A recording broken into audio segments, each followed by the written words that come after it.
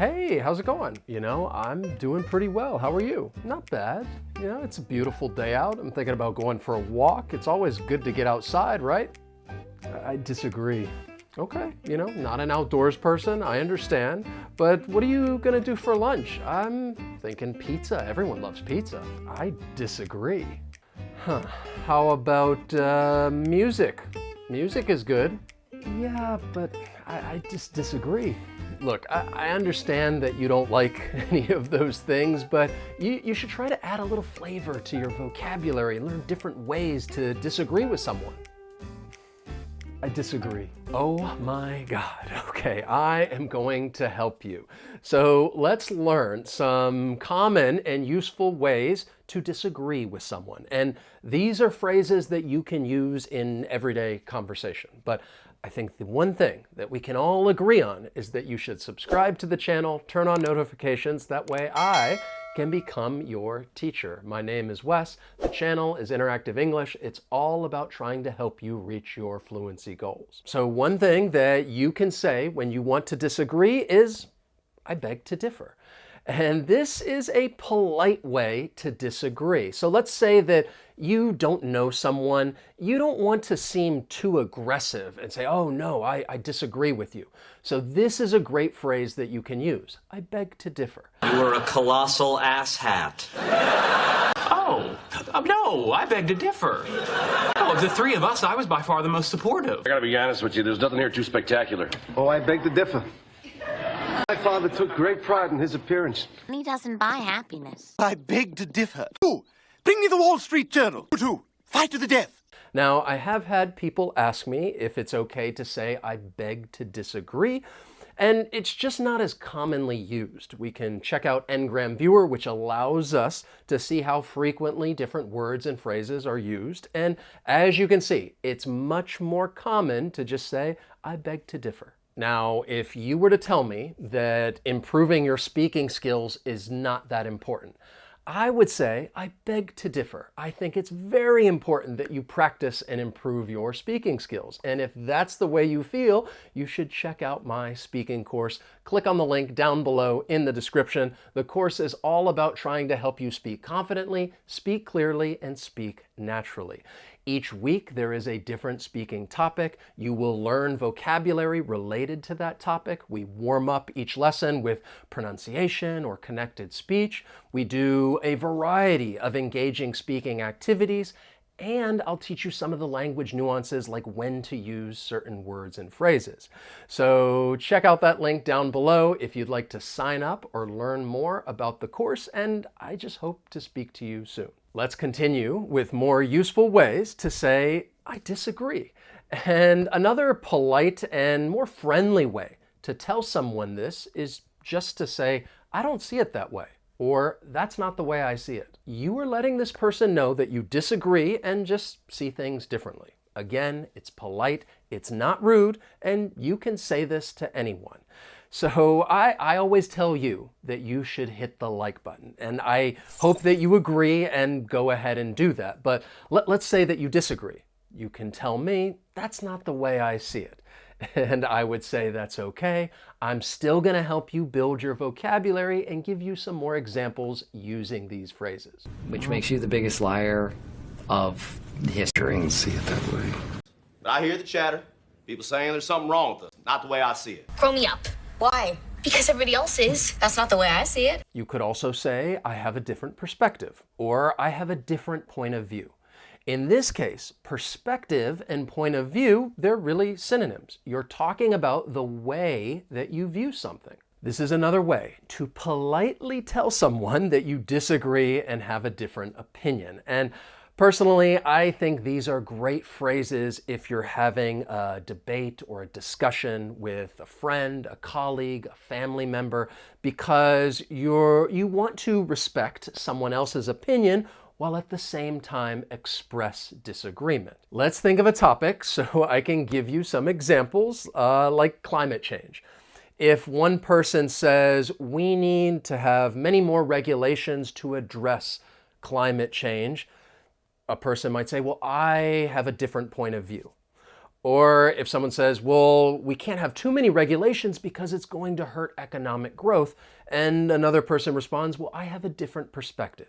So these are great phrases to use in that context to express disagreement. Now, on the flip side, if someone, makes a comment like, this pizza's the best, you're not really going to use one of these phrases. You're not really going to say, well, I have a different perspective. It's going to sound out of place in that context.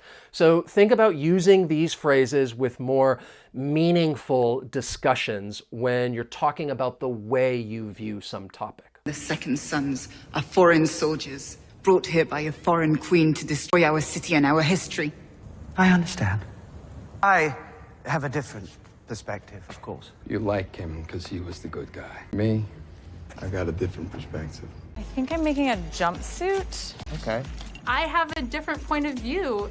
I represent someone who's been living a regular, everyday mom life. And I have looked at this thing like 100 different ways. From my point of view, from their point of view, 98 others, and bottom line, I'm in the wrong. Then we have, with all due respect. This is a very polite and formal way to disagree with someone. And often you would use this when disagreeing with a person of authority.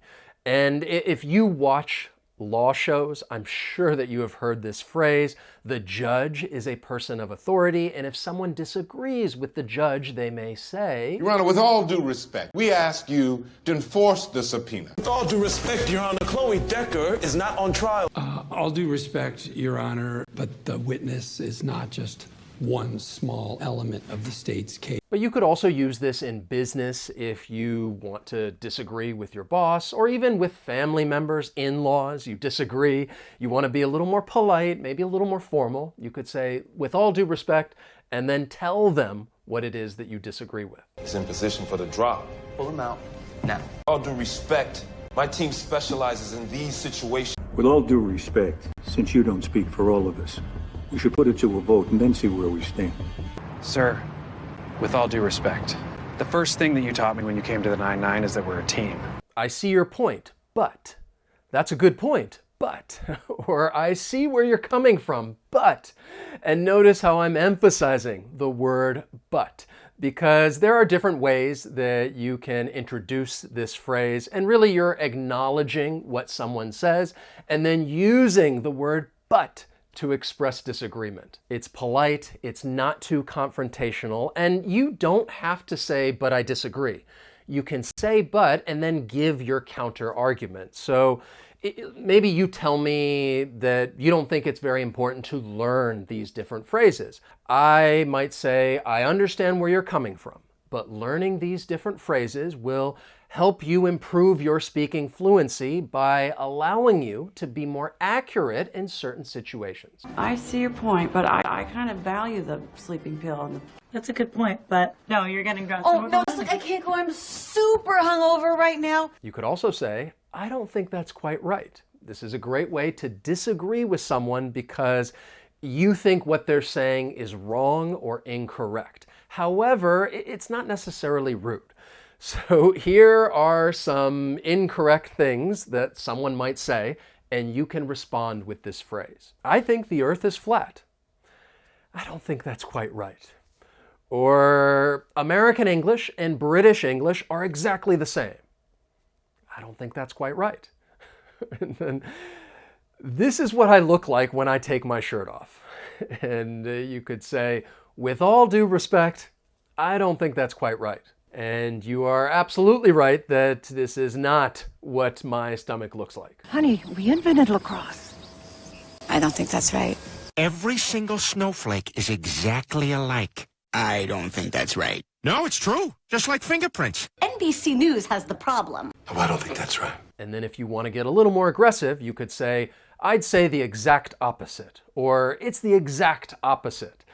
So now we're starting to get a little more confrontational because not only are you telling someone that you disagree, you're saying the opposite is true. And this is a common collocation with the word opposite, the exact opposite. So in this case, you are certainly letting someone know that you disagree. I don't don't think I'm hot enough to go out with a guy like Glenn? No, I'm saying exactly the opposite. It's a malfunction. A bug. That's exactly the opposite. Don't escalate! Rules are meant to be broken! It's the exact opposite of what they're meant for! What animal am I picturing? A horse. Ooh, the exact opposite, actually. What's the opposite of a horse? Seahorse. I completely disagree. So this, again, is a little more confrontational because we're just taking our original phrase and we're emphasizing our disagreement using an adverb. And there are some common adverb-verb collocations. You can tell someone, I absolutely disagree, or I totally disagree, or I strongly disagree, or I vehemently disagree. And vehemently is a great adverb that just means in a strong and emotional way. Now, there are many others, but these are some common collocations whenever you want to emphasize just how much you disagree. Everything is a fight. I completely disagree. You had it popping tonight. I totally disagree. I didn't know what Anna was trying to say with this look. I completely disagree. She said vehemently. That's a big word, so I have to believe her. Now for a little review. And if you think that review is not important, well, I beg to differ, because this is what's going to really help you build your vocabulary. And perhaps you believe that you're not going to remember all of these different phrases, and in that case, with all due respect, I see your point, but, using two in a row, but the more you get exposure to these phrases, the more you practice using them and come back and watch this lesson again, you're going to make these phrases a part of your active memory, because you don't just learn vocabulary one time and then you're done. It's the exact opposite. You need to review new words and phrases multiple times in order to make it stick. Now, I would recommend that you continue building your vocabulary by watching another video lesson. And if you are not going to do that, well, I vehemently disagree. Okay, I'm just kidding. You can do whatever you want. But in all seriousness, I hope you enjoyed the lesson and learned something new. And if you did, please hit that like button. As always, thank you so much for watching, and I will see you next time. So long.